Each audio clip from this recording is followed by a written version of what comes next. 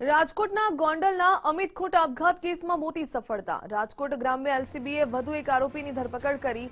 રહીમ મકરાણી નામનો આરોપી 8 મહિનાથી ફરાર હતો। પોલીસે આરોપીને જૂનાગઢથી ઝડપી પાડ્યો। આરોપી પોતાના ઘરે હોવાની પોલીસને બાતમી મળી હતી। હાલ આરોપીની પૂછપરછ કરી આગળની કાર્યવાહી શરૂ કરાઈ। વધુ વિગત મેળવીએ ત્યારે સહયોગી વિકાસ મકવાણા આપણી સાથે જોડાઈ ગયા છે। વિકાસ, રાજકોટના ગોંડલના અમિત ખૂટ આપઘાત કેસમાં મોટી સફળતા, વધુ એક આરોપીની ધરપકડ કરી લેવામાં આવી। બિલકુલ, મે 2025 નો આખો આ કેસ છે અને જ્યારે પહેલી વાર પોલીસે આ બાબતની તપાસ કરી હતી ત્યારે મિસ્ટર એક્સ તરીકે નામ આપવામાં આવતું હતું, એટલે કે આ આરોપી વિશે કોઈ જ એની જાણકારી નથી, કોઈ ઓળખ નથી એવી વિગત હતી।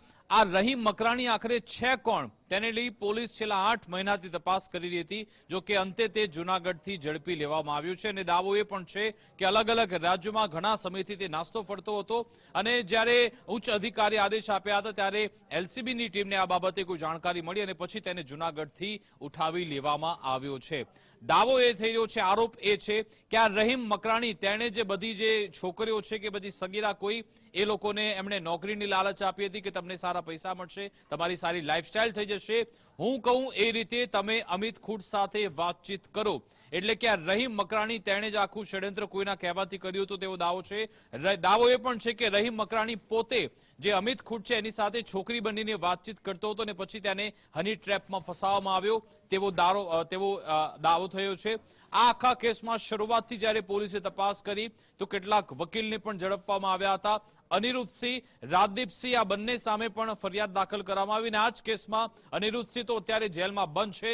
રાજદીપસિંહને હમણાં જ આ કેસમાં જામીન મળ્યા છે અને જ્યારે અચાનકથી આ કેસમાં ઝડપ આવી છે કે હવે રહીમ મકરાણી જે મિસ્ટર એક્સ નામનો જે વ્યક્તિ કહેવામાં આવે છે એ પોલીસે એને ઝડપી લીધો છે। હવે નજર એ છે કે રહીમ મકરાણી શું બોલે છે, પોપટની જેમ જ્યારે નિવેદન આપશે ત્યારે કોના માટે નિવેદન આપશે અત્યારે ખૂબ જ મહત્વનું બનવાનું છે, કારણ કે બંને પક્ષે દાવો થઈ રહ્યા છે।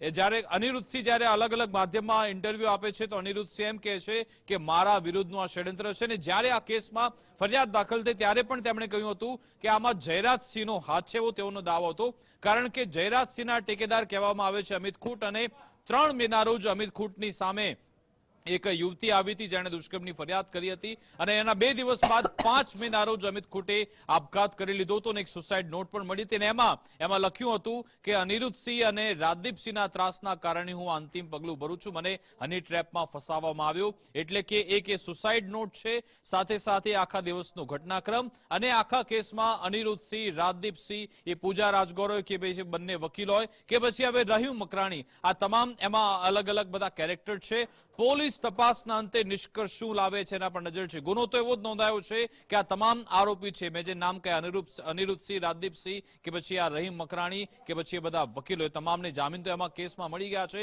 હમણાં રાજદીપસિંહને પણ જામીન મળ્યા।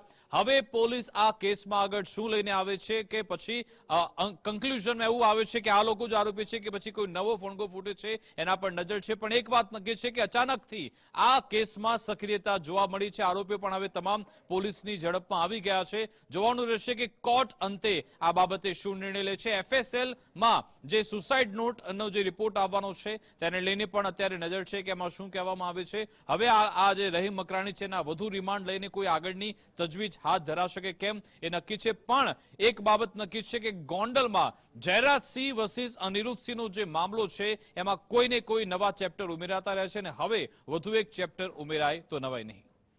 જી વિકાસ, ધન્યવાદ તમામ જાણકારી સાથે જોડાવા બદલ।